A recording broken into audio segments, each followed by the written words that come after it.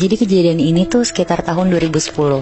Ada 4 orang cewek, namanya Mira, Jenna, Bita, sama Jasmine. Mereka baru masuk SMP dan jadi kenal karena satu pesantren. Cuma gitu ya. Nah, jadi mereka tinggal di sana tapi sambil sekolah. Di sana tuh mereka nggak dibolehin untuk megang HP. Jadi HP mereka dikumpulin ke gurunya dan boleh dipakai kalau keadaan urgent aja. Nah, jadinya mereka harus bersosialisasi banget kan di sana. Tapi karena dari zaman baru masuk sekolah mereka udah akrab berempat, jadinya mereka tidurnya satu kamar. Satu kamar di pesantren itu kayak ada sekitar 10 orang. Nah, udah nih, suatu hari pas semua pelajaran udah selesai, mereka berempat jalan dari ruangan kelas ke kamar mereka. Jalannya tuh lumayan jauh, soalnya beda gedung kan. Pas udah sampai kamar mereka sekitar jam 5, Jasmine nyeletuk, tahu nggak? Kemarin aku bawa ini dari rumah. Terus Jasmine ngeluarin papan game, kayak game Ouija gitu. Jadi itu tuh kayak papan game. Ini game yang orang percayanya sih untuk manggil makhluk halus. Jadi lo naruh tangan lo di atas kayunya, terus nanti kayu yang dipegang tuh bakal digerakin sama makhluk halus. Karena di papan itu isinya ada tulisan yes, no, sama alfabet. Iya, oke, paham. Kebayang. Kebayang. Yang kayak tangan lu gerak sendiri gitu kan. Iya, bener, Bi. Kayak kesannya tuh kayak si tangan lo ini digerakin sama makhluk halus itu ya. Iya, bener. Iya, oke. Terus. Nah, terus si Jasmine bilang, nanti malam jam 12 kita main ini yuk berempat. Mira, Jenna, sama Bita seneng banget ngeliat itu. Bukannya takut, mereka malah bilang, wah seru banget Jas, ayo. Tapi jangan bilang-bilang yang lain kali ya, soalnya kalau rame gak seru. Akhirnya mereka sholat maghrib, terus tadarusan, abis itu lanjut sholat isya. Mereka ngobrol-ngobrol sambil ngerjain PR mereka. Pokoknya berusaha killing time buat nunggu jam 12 itu. Nah, pas udah jam 12, Jasmine ngeluarin papannya. Mereka berempat ngumpul di balik selimut. Terus karena lampu udah mati, karena semuanya udah pada tidur, akhirnya mereka di dalam selimut itu tuh pakai senter Moebi. Dan terus mulai. Sebelum mulai, mereka mikir mau nanya tentang apa ya. Akhirnya Bita tuh kepikiran untuk nanya tentang gedung pesantren ini. Tanya aja, gedung sekolah kita berhantu nggak? Akhirnya yang lain setuju. Terus ditanya sama Bita, apakah gedung sekolah ini berhantu? Tiba-tiba tangan mereka ketarik ke arah atas, terus gerak lagi ke arah kiri, ke arah tulisan yes. Tapi Mira bilang, apaan sih, ini mah digerakin sama Jenna, yakin aku. Terus Jenna bilang, enggak Mir, sumpah aku diem aja. Pokoknya di situ jadi main tunjuk-tunjukkan.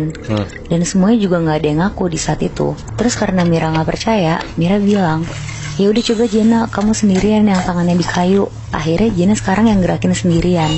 Terus yang lain mikir pertanyaan keduanya tuh apa. Oh, aku tahu, coba deh tanya, hantunya di mana? Akhirnya Jenna nanya.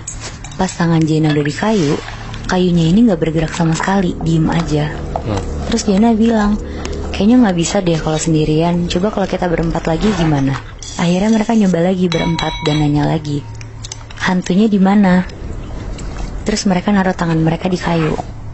Tiba-tiba kayunya ini gerak ke huruf D, pindah ke I, lumayan ngebut ke S, terus cepet banget gerak ke I, N sama I di sini. Di situ mereka langsung lepas kayunya dan panik banget. Pas mereka lagi ketakutan berempat, tiba-tiba selimut mereka tuh kebuka.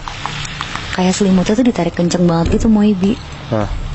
Mereka kaget terus langsung lari ke tempat tidur masing-masing. Paginya pas mereka semua udah bangun, Jasmine bilang jangan sampai ketahuan guru mereka kalau Jasmine punya papan itu, apalagi bilang kejadian semalam. Terus karena Mira penasaran, akhirnya dia bilang, ya udah, mending nanti malam kita main lagi dan gak boleh ada yang curang ya. Akhirnya mereka mandi terus siap-siap ke gedung sekolah dan belajar kayak biasa. Nah, akhirnya pas udah jam 12 malam, mereka nyiapin semuanya kayak kemarin malam. Mereka duduk juga di bawah selimut yang mereka bikin dan pakai senter juga. Kali ini mereka nyiapin pertanyaan-pertanyaannya tuh dari jam 8 malam. Pertanyaan pertamanya, yang semalam itu siapa yang gerakin?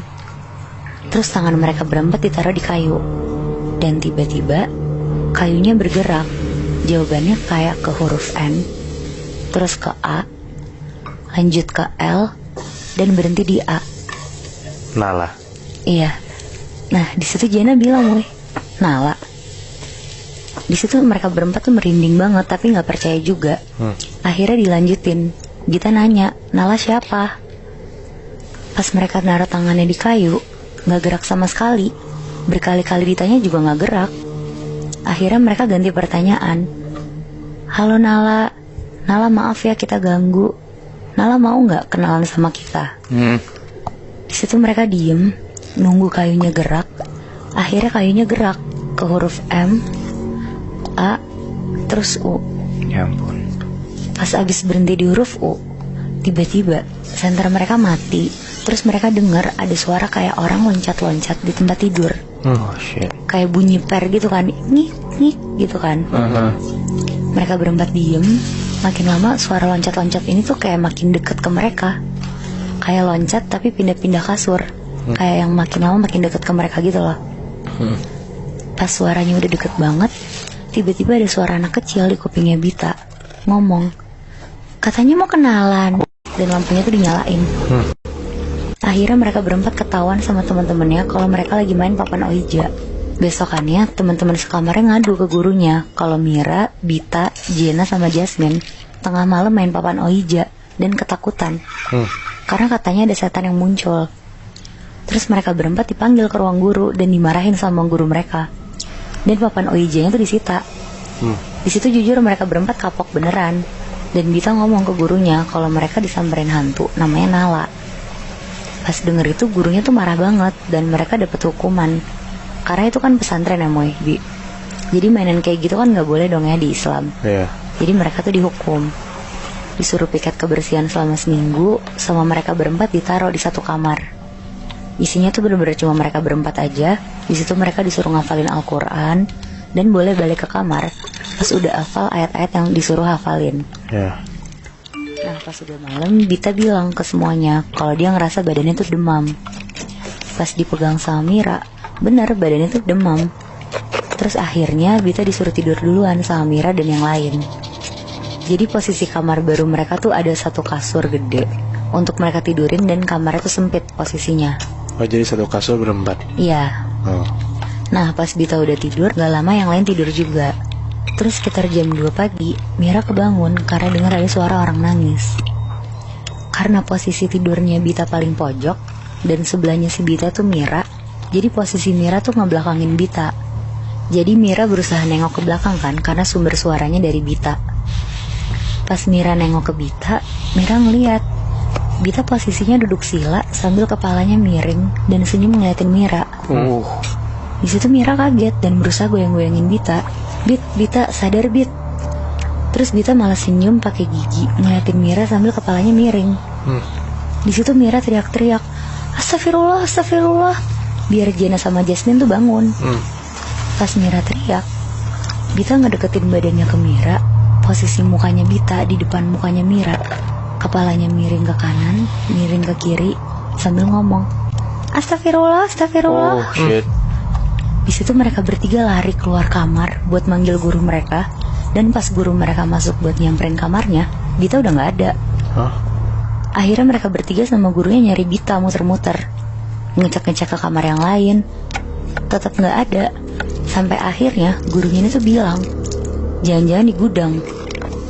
Mereka semua jalan ke gudang. Posisinya di pojok sederet sama ruangan kamar mereka tadi. Pas mereka buka gudang, ternyata benar ada Bita posisinya pingsan tiduran di gudang. Akhirnya gurunya langsung bawa Bita ke kamarnya, dibaca-bacain doa. Dan pas Bita sadar, Bita dikasih air putih yang udah dibacain doa sama gurunya.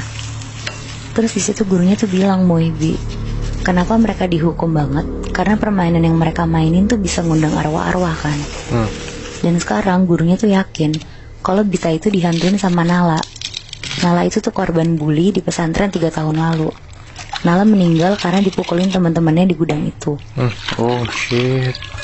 Anjing Bi, sebenernya percaya nggak percaya sih mainan Oija ini bisa ngundang setan ya.